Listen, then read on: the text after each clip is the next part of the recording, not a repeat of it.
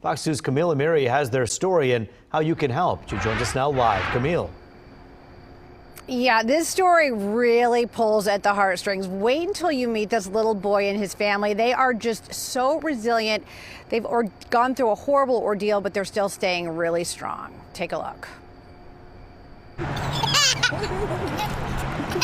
When we met 3-year-old Amari, he was more than happy to do his best Spider-Man impersonation. You'd never know that less than a week ago, I just saw the fire just blazing really high. The bed was on fire. It was getting closer and closer to him.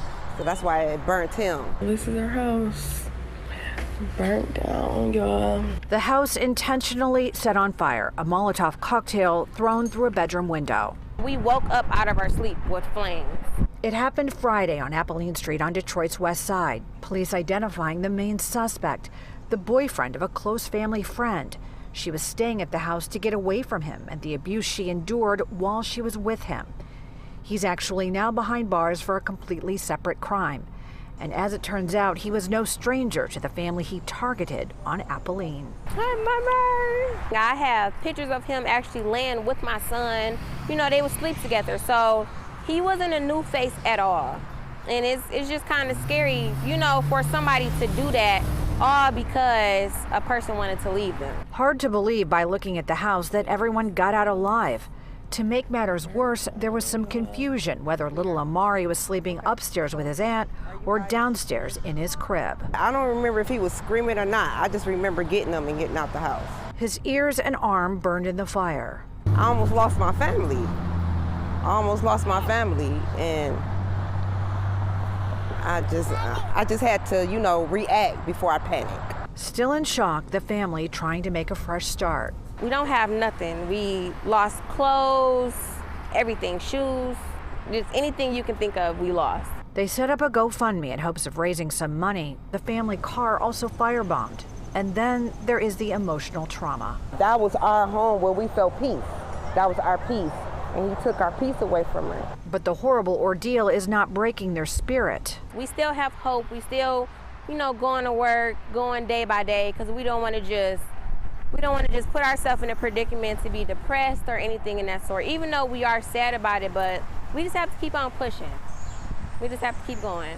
Amari's Hulk impersonation proof positive of their resilience.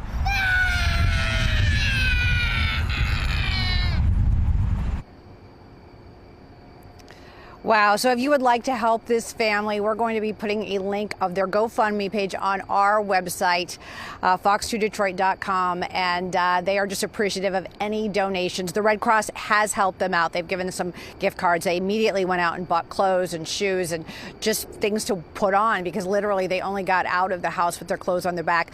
Little Amari didn't even have shoes on. So those little Crocs he has on in that story, those are brand new. So that is the story for now. Reporting live, Camille Amiri, Fox 2 News. Yeah, Camille, we certainly hope people will reach out and try to help this family out. We know they always do here in Metro Detroit. But, you know, you just kind of sit back and you listen to your story about how this man actually hung out with this young child, you know, spent time with him. To have that kind of hatred and anger in your heart, to do that, just unbelievable. Yeah, it really is. And that's something that we talked about, too. You know, they said that they knew him. He wasn't a stranger. They just didn't know that he was capable of such evil.